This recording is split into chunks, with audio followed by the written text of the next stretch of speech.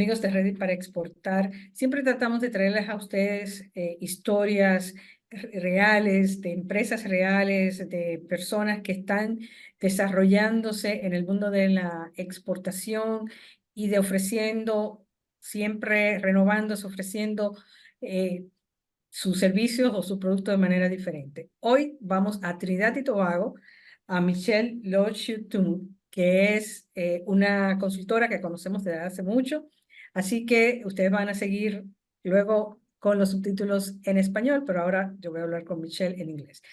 Thank you, Michelle, for joining us. In this program, we always try to bring stories of entrepreneurs that are developing, that are growing, they are inventing and reinventing themselves so that they serve as inspiration to others.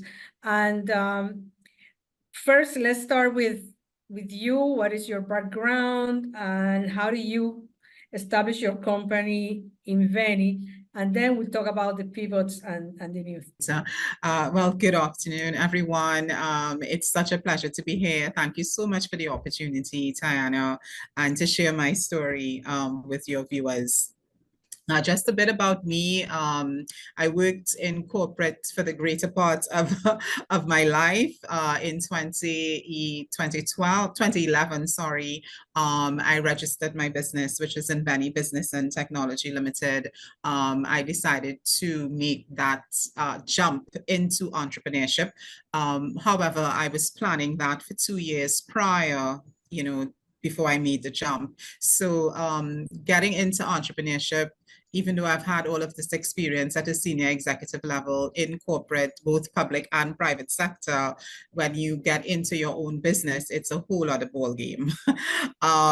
So the MBAs and all of the experiences, within public and private sector, but getting into it, for me at the very beginning was pretty easy to do, but then I had my setbacks. But those setbacks came a lot of learning.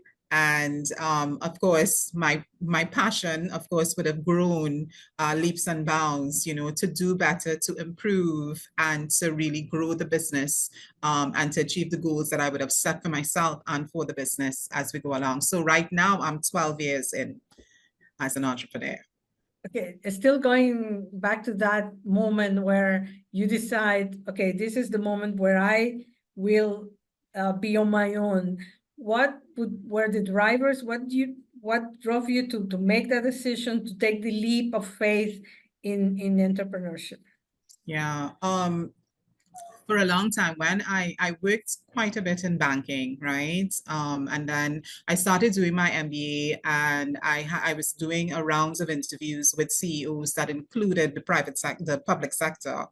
And it so happened that the company that I actually left my banking life for was what we call a quasi-state.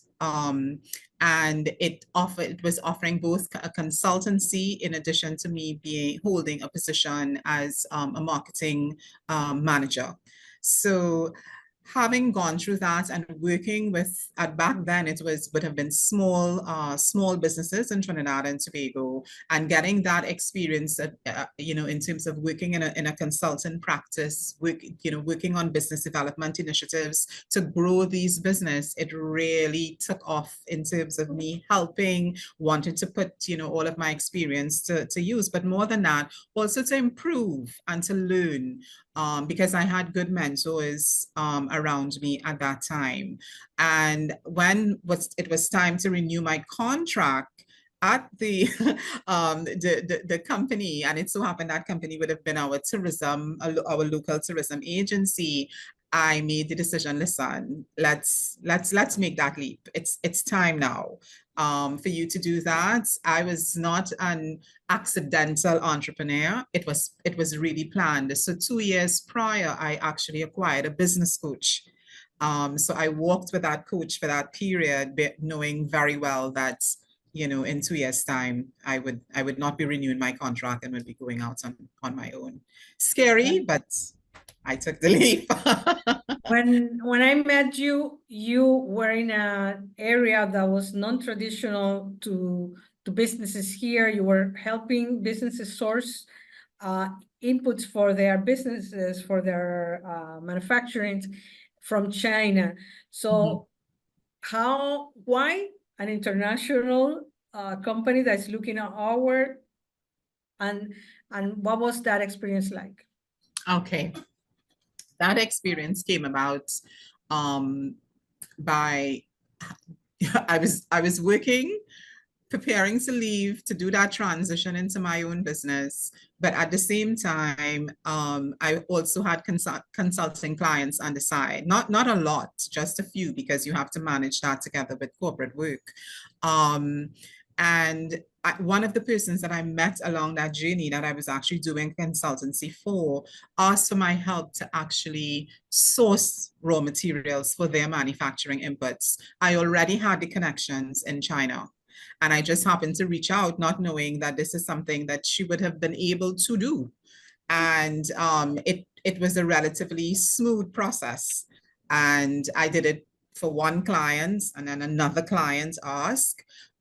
Because when having a business coach and looking to transition into my own business, I did not think that this was a business. I did not even know that sourcing was actually a business model utilized in supply chain management, because that was not my experience at the time. But we started off, we got clients right away. I formed an alliance with my partner in China, and then she and we started to expand the network on the ground in China. And then the sourcing specialists that we brought on two very early on. We wanted to ensure that they had international trade experience in other markets in Asia, and not just China. So that is really how the journey, would have started in terms of sourcing, and we just kept, growing from strength to strength. But as I said, there were, pitfalls along the way, and a lot of learnings in terms of sourcing. Yeah, but it takes a lot of courage flexibility and courage to be open to do a new thing that you have not tried before, and then to build the business around that new thing that you are engaging with. Yes, definitely. It took a lot of courage. I have, memories of us sitting down at a cafe at, 8 p.m. in the night, figuring out, hey, this is a business model, this is what we need to do. We are supposed to provide quality control services if we need to make ourselves, relevant, and to give us that competitive edge that we need, because anyone can go online on a business portal and do sourcing. But the big issue was that, the quality aspect of things, how do you ensure the quality part of it? And then the opportunity for us, because we were building that network on the ground, was the number of industries that we could have done this work in. So that was surprising and also gratifying at the same time, because, excuse me, I say to myself, if I don't know what other career I would have been doing where I was able to gain such, great experience, across industries, as it opposed to one industry, if I'm, just focusing on one particular sector. And then you also are diversifying as well, and now you are also coaching. To tell us what happened with the sources from China, and what are the new areas that you are developing? Okay, so the sourcing from China is still very much part of the business.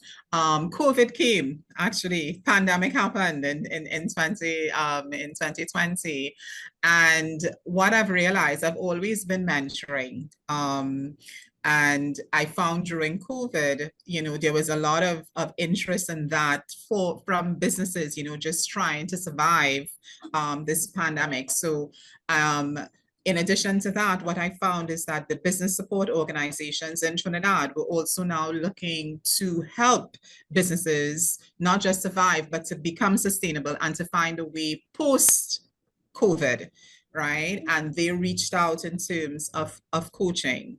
So that my experience working in sourcing and supply chain management, I was able now to take that and apply it to these local manufacturers now who were looking at accessing new markets, or some of them were a little bit more established than others. Some were exporting inconsistently, and basically just help them with the knowledge that I had gained over the past how many years, and really and truly develop something that, and I would go so far to say a model, an export model that could now be applied to businesses that are interested in scaling.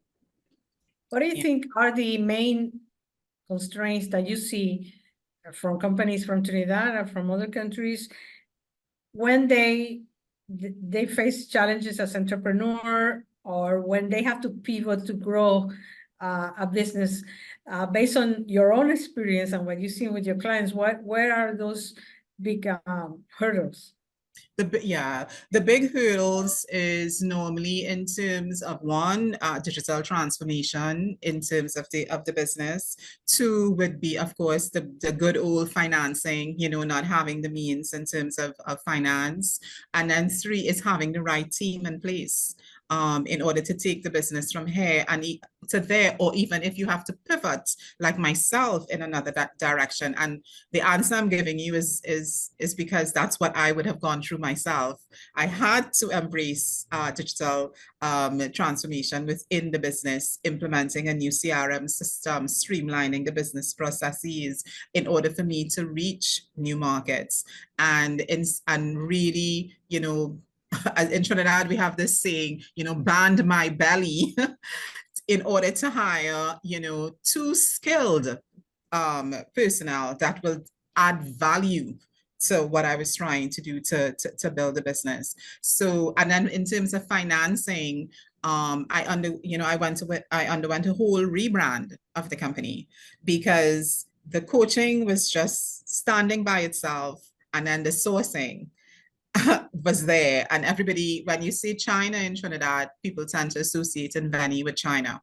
So I did a whole rebrand, brought the coaching as a separate service under the Inveni brand, and established a division of which I am head, and I now have two coaches that work with me as well. Well, the time has ended, but before, I wanted you to give some advice to that woman that is thinking about leaving corporate world, or are ready to really go on their own, or are on their own, but they are afraid to go after some of the things that are presenting to them. What would you say to them?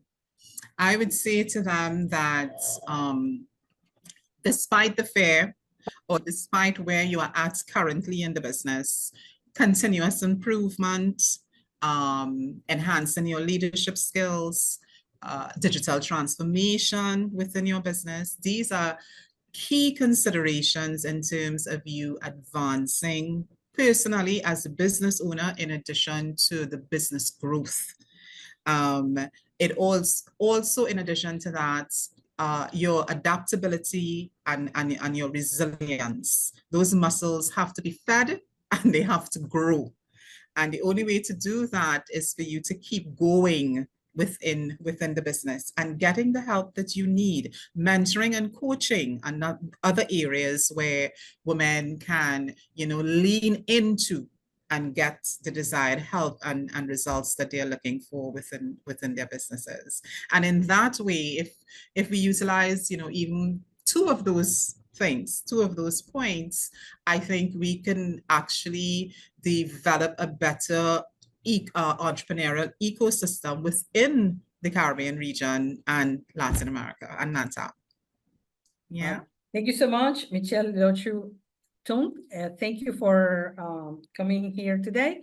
Y a ustedes, muchas gracias. Los esperamos la próxima semana en Ready para Exportar y en Metrópolis.